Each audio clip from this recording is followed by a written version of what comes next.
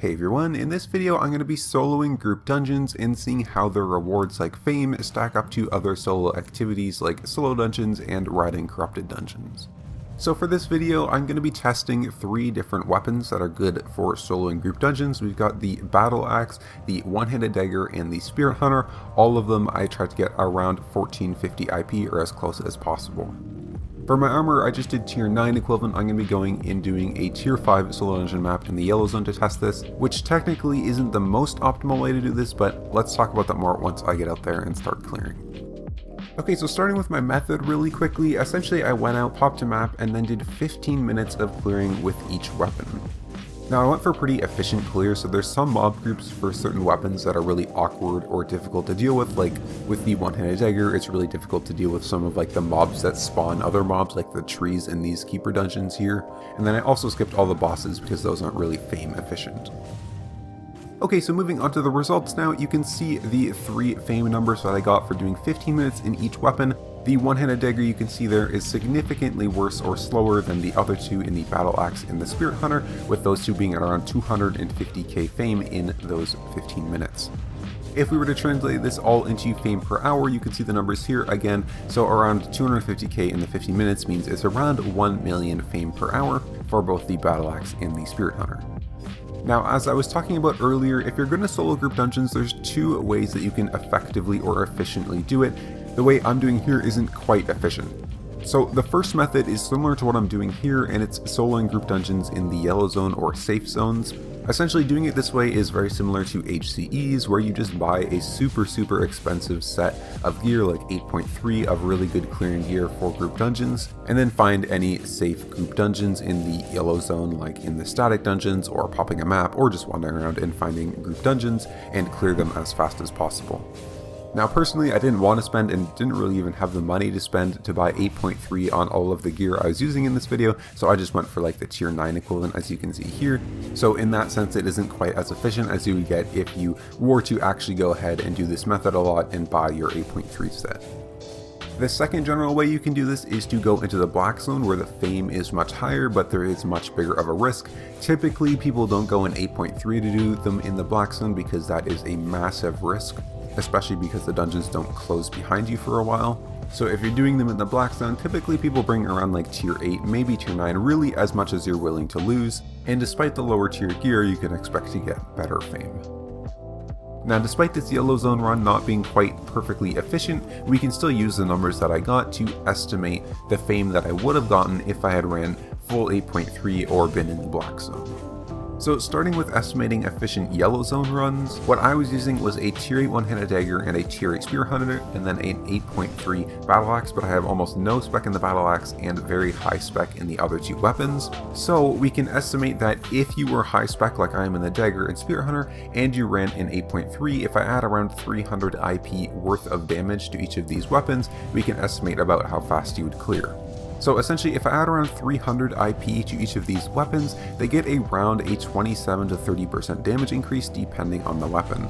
If we just take these raw values and add them to the fame that I got before, you get these numbers. The Spirit Hunter scales the best with a 30% damage increase, bringing around the best amount of fame you can expect from doing this in the yellow zone to around 1.3 mil an hour, but the battle axe is still pretty close at 1.25-ish. Now we can also estimate this for if you were to go to the black zone. If we were to replicate this exactly, use the exact same gear that I used, and go into a tier 5 black zone dungeon, we would be looking at around 2.5 mil an hour for the battle axe and spirit hunter, as the black zone gives 2.5 times the amount of fame as the yellow zone.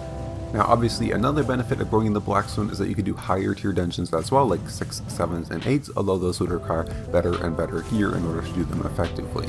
Theoretically speaking though, if you went in 8.3 and like the battle axe build, you could probably solo tier 8 dungeons in the black zone and make some pretty insane fame per hour. I would guess just based on these numbers, it could even get up to 5 mil an hour or more. Now, since I was in the yellow zone, I also faction flagged up and tracked the faction points that I got from these dungeons. Now, just to note, I'm pretty low in the bridge watch standing, so if you are higher standing to start, or if you do this a lot and get standing through doing this, you'd get higher numbers than this. So you can see I got around 6,000 to 9,000 points depending on the weapon in the 15 minutes. Obviously, if that's an hour, that's multiplied by 4 and you get these numbers. If you were to translate this into money and spend it on the hearts, which are around 40k each, you'd be looking at upwards of 500k an hour. To be honest, this is actually pretty insane considering it is a perfectly safe activity. Now, I also wanted to take a minute to compare the 3 different weapons that I used, as in this test the Spirit Hunter came on top, but I'm not sure that's actually true. Just quickly starting with the one-handed dagger, it's pretty good for killing bosses, probably the best out of all 3 at killing bosses, but the fame per hour was just so much lower and its clear speed is so much lower than the other 2 that I really wouldn't suggest it unless you're doing like only bosses or something.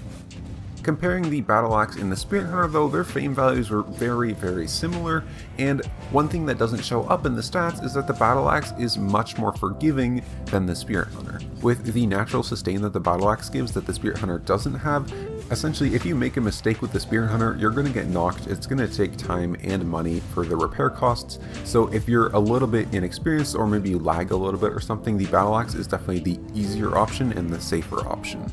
This also makes it better for clearing bosses than the Spirit Hunter, as the Spirit Hunter really struggles at clearing bosses, whereas the battle axe is actually pretty good. Now, another thing about the battle axe is because the sustain is so good on it, with that E giving you so much lifesteal, essentially get you to full health every time you use it. I wasn't really needing to use my Hellion Jacket to sustain very often, so I sort of see potential honestly for maybe running something even different. Maybe even something like a Cleric Robe could very possibly work if you're super high IP and just do tier 5 dungeons and have more DPS and surpass the Spirit Hunter in clear speed, but that would require more testing from me. I also use roasts for the lifesteal and not beef stews or omelets, so again you can test those as well and you probably have enough sustain even with just a food switch, and that might bring it over the Spirit Hunter in terms of clear speed. Now, I also want to mention that these aren't the only 3 options for weapons that you can use. Pretty much anything with good AoE DPS. I didn't test everything that I thought might be good. Even something like the light crossbow could actually probably be really strong. Really, anything with consistent AoE damage output is going to be very good, and especially if it has sustain on it. All that being said, if you want my one weapon recommendation, I would highly suggest the battle axe. Moving on now to compare the rewards to other solo activities in the game, like solo dungeons and riding corrupted dungeons, they are very good.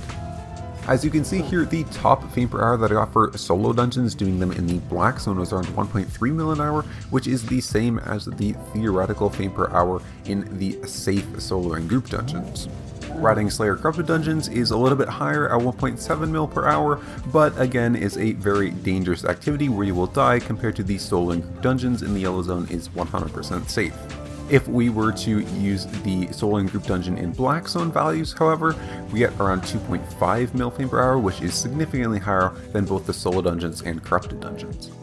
That being said, this is looking at fame, which isn't exactly the best comparison because the money that you get from solo and group dungeons is significantly lower, as you can see here, than it is for solo dungeons and riding corrupted dungeons. So to get a more accurate representation, one thing we can do is take this money per hour and translate it into fame per hour using Tomes of Insight as sort of a translation tool.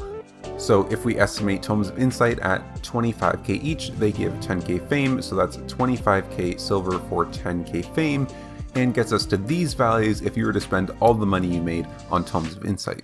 Now I use 750k per hour for the solo and group dungeon in yellow zone value because, to be honest, it would require much more testing for me to get a more accurate measure. I said around 500k in faction points. You get a little bit of loot as well with that. If you get higher in the faction ranking, it would go up as well, so who knows, this could be a little bit more money or a little bit less money, but I think it's generally a good estimate. As you can see, it is lower fame than corrupted dungeons and solo dungeons. However, being safe, 1.6 mil an hour compared to like the 2.1 from solo dungeons and even the 3.1 from riding corrupted dungeons is still quite good, considering again it is perfectly safe. That is a big highlight of this method, which makes it actually, in my opinion, a very good activity.